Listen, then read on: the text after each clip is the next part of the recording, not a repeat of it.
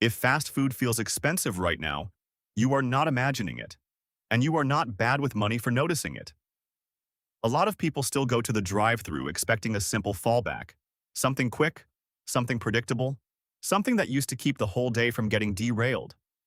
Then the total pops up, the bag feels smaller than it should, and suddenly that emergency meal does not feel cheap anymore. That feeling is the story here. Fast food did not just get more expensive in one obvious way. The definition of a cheap meal changed. And once you see how it changed, the whole thing makes more sense.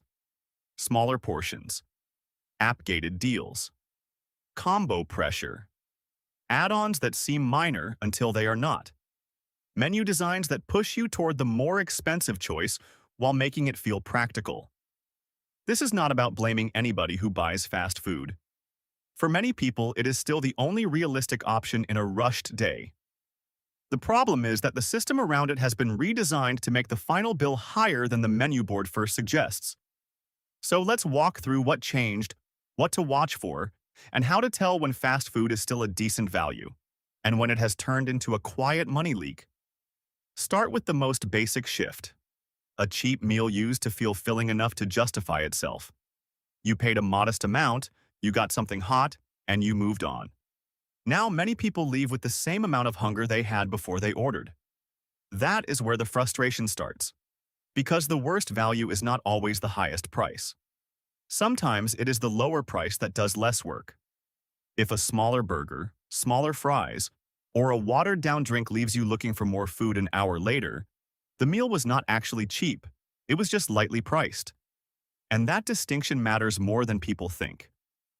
A meal is supposed to bridge a gap. It should carry you from one part of the day to the next without making you think about food again too soon. When that stops happening, the price tag is only part of the story. The hidden cost shows up later, when you buy another snack, another coffee, another drive-through run, or a bigger grocery haul because the first stop did not really solve anything. That is how a cheap meal turns into a repeated expense. Fast food pricing now plays with your perception in a few different ways at once. One of the biggest is portion shrinkage. The item still has the same name. The photo still looks similar enough. But the real-world amount you get can be less satisfying than it used to be. And even when the item itself has not visibly changed, the rest of the meal may have. The fries are packaged smaller. The drink size climbs in price faster than the food. The burger is built to look fuller in the advertising than it feels in your hand. You are not always paying dramatically more for one item.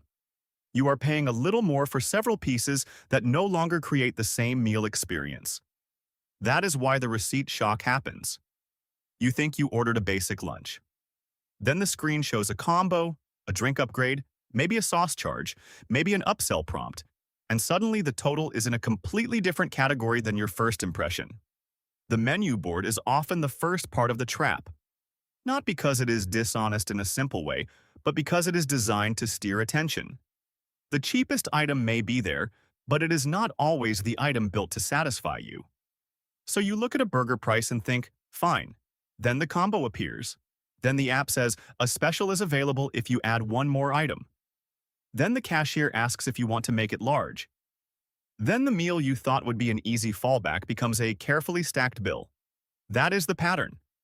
And different chains use the same pattern in slightly different ways. Some still have a value menu, but the value menu does less than people expect. It may look like a cheap lane, but the portions are tiny, the best items disappear, or the cheap choices are not the ones regular customers actually want to eat.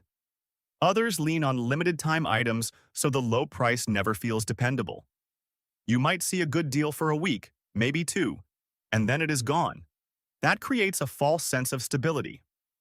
People remember the deal, but not the fact that it was temporary. And there is another reason the sticker price can feel misleading. Some prices look acceptable only because they are attached to a very narrow version of the meal. The sandwich price alone seems manageable, but the whole experience changes once you add the side, the drink, and the tax. In other words, the headline number is often not the number that matters. It is the opening line, not the ending. Once you include the pieces that make the order feel complete, the meal suddenly belongs to a different price tier. That is why so many people come away annoyed. They did not buy a luxury item. They bought an ordinary lunch that kept accumulating small costs until it stopped being ordinary. There is also a timing effect that makes the problem feel worse than it looks on paper. The price increases did not all happen at once, in one clean jump that people could easily notice and debate. They came through menu tweaks, app changes, portion adjustments, and bundle restructuring. That means a lot of customers felt the shift as a kind of drift. One day, the meal was fine. A few months later, it was still technically the same order, but it no longer had the same relationship to your budget. That slow change is powerful because it avoids a single obvious moment of resistance. If the board had suddenly jumped from one number to a much higher one, people would have reacted faster. But when the change is spread out across many small decisions, it blends into the routine. You keep ordering because each individual increase seems manageable. The result is that the total keeps creeping upward while the memory of the old price keeps you anchored to what you think the meal should cost. Then there are chains where breakfast and lunch have totally different pressure points. A breakfast sandwich can look affordable until you add hash browns and a drink. A lunch sandwich can look okay until the combo structure pushes you into a more expensive bundle than you planned. And because pricing varies by location, franchise, and app platform, the same chain can feel reasonably fair in one neighborhood and frustrating in another. That matters. You should not assume your experience matches someone else's exactly.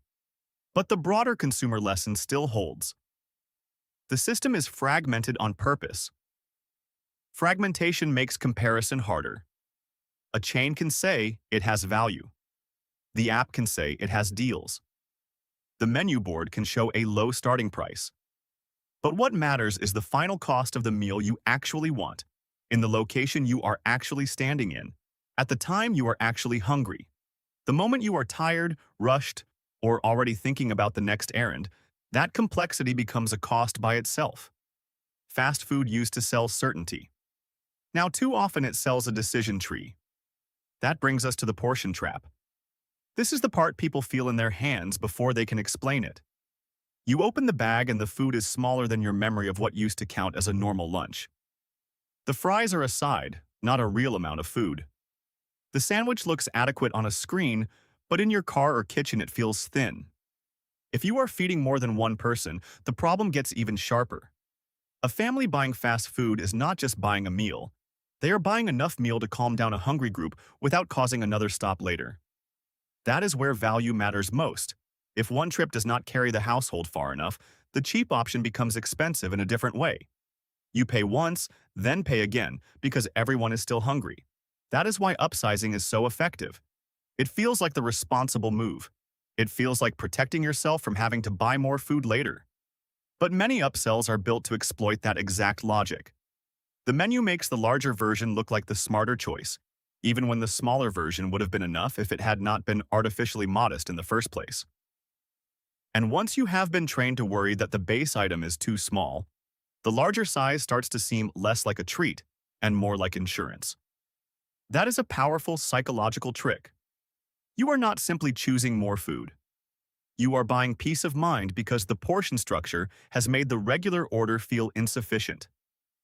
There is also the timing problem. Fast food is often bought in moments when people cannot slow down. Lunch breaks are short, kids are tired, commutes are long, kitchens are unavailable. If you have 20 minutes before the next obligation, you are not shopping like a patient economist. You are solving a problem under pressure. That is why these pricing tactics work so well. They do not need to fool you for long. They just need to influence the decision made in the few seconds before you pay. A menu that nudges you toward a combo is not asking whether the bundle truly improves your day. It is asking whether your impatience can be converted into a larger ticket. When the line is long, when the app is lagging, when the family is waiting, the system is betting that you will choose whatever gets the transaction over with fastest. What makes this especially frustrating is that the value problem is no longer only about food. It is about the hidden labor of deciding. You are not just paying for calories. You are paying to interpret a menu, compare options, ignore pop-ups, and figure out whether a coupon is actually useful. That mental work has a cost. It is small in one individual order, but over time it changes the way people experience convenience. A place that used to feel easy now asks for more attention than it should.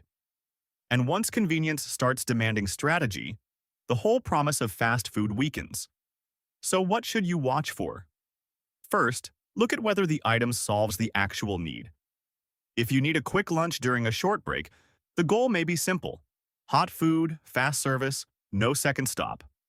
In that case, a basic order can still be good value if the total stays controlled.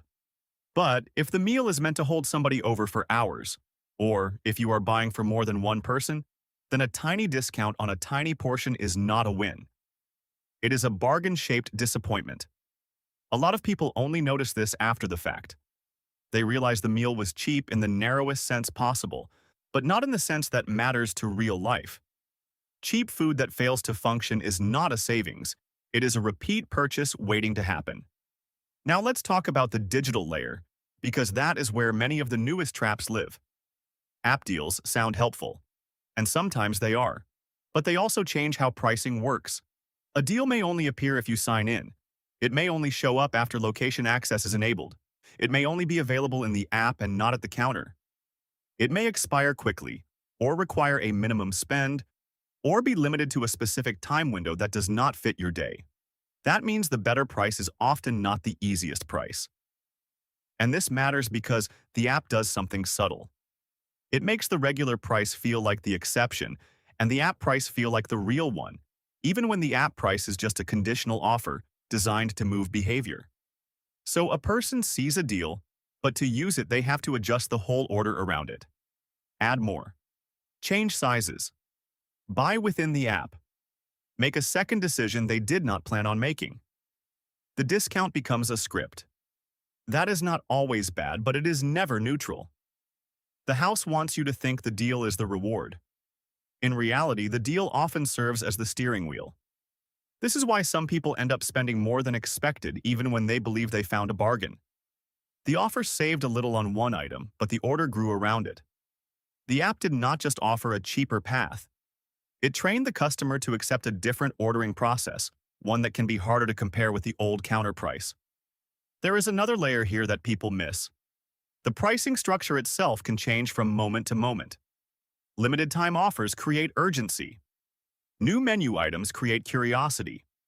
Seasonal promotions make the customer feel like the good price is temporary, so they should act before thinking too hard. That pressure matters because it shifts the decision from comparison to impulse.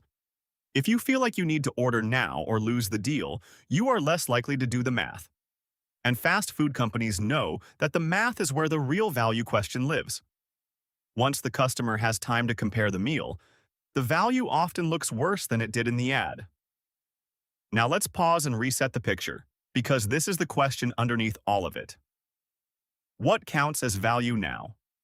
Not the cheapest sticker price. Not the loudest promotion. Not the meal that looks like a bargain in the app for 10 seconds. Value is the cost per filling meal, per person, per trip. That is the standard. A good fast food purchase should be simple, predictable, and actually satisfying. If it is not filling enough, if the total changes too fast, or if you have to decode the order just to avoid getting overcharged by the structure, then the system is working against you. And that is not your fault. A consumer who feels confused is often reacting normally to a confusing setup. This is the part where people usually blame themselves. They say they should have known better. They say they should have cooked at home. They say they should stop buying convenience. But the honest answer is more practical than that. You are not failing. You are trying to buy a predictable meal in a market that now profits from unpredictability. Once you see that, your decisions get calmer. Because now you are not asking, why can't I make fast food cheap again? You are asking, is this specific order worth the money today? That is a much stronger question. And to answer it, you need to know when fast food still makes sense. Sometimes it absolutely does. If you are on a short break and need food fast, the time savings can be worth a higher price. If a family is already out and the alternative is a much longer stop that creates more stress, the convenience may justify the total. If the bundle is clear, predictable, and actually feeds the people in front of you, That is real value in a real-life situation.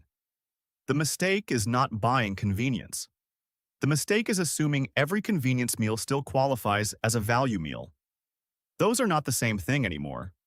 A decent fast food order in 2026 has to clear a higher bar than it used to. It has to solve the problem without creating another one later. It has to be enough food. It has to be priced in a way you can understand before you pay. And it has to avoid the kind of add-on creep that turns a quick stop into a budget surprise. That is why the final bill matters more than the headline item. The receipt is the truth. If the menu board looked fine but the total was much higher, ask what changed. Did the combo force a drink you did not want? Did the app require an upgrade? Did the meal size quietly shift from reasonable to thin? Did the sauce, the side, or the second item nudge the total upward in ways that were easy to miss in the moment? Those are not tiny details. They are the whole game. And if you want to protect your money on the next trip, the checklist is simple. Check the total before you pay, not after. Before. Compare the app price and the counter price if both are available. Sometimes the difference is real. Sometimes the savings come with strings attached. Watch for add-ons that change the final bill. Drink upgrades, upsizes, extra sauces, substitutions, and add-on items are where a lot of quiet inflation hides. Do not upgrade automatically just because the menu nudges you there. If the smaller order already meets the need, keep it small. And most important, use fast food as a tool, not an automatic habit. That does not mean never buying it. It means making the decision on purpose. Because once you start treating fast food as one option among several, the pressure loses some of its power. You stop being pushed by the menu and start asking whether this trip actually makes sense. That is how you take control back. Not by getting angry at yourself, not by pretending convenience does not matter. By recognizing that the cheap meal disappeared because the system around it changed. Smaller portions make the meal less filling. App deals make the best price conditional. Menu boards steer you toward bundles and upsells. Limited time offers train you to act fast instead of think clearly. And regional pricing makes the whole thing harder to compare from one place to another. Put all of that together, and you get the real reason fast food feels expensive in 2026. It is not just that the number went up. The whole definition of value was rewritten. So the next time you pull into a drive-thru, pause for just a second. Ask what you actually need. Check the total. Compare the deal. Notice the upsell. Decide whether the meal solves the moment. If it does, fine. If it does not, walk away from the trap without guilt. That is the smartest move of all. If this breakdown helped, stick around for the next report. We keep showing where everyday prices stop making sense and what to look for before your money disappears into a system that counts on you not noticing.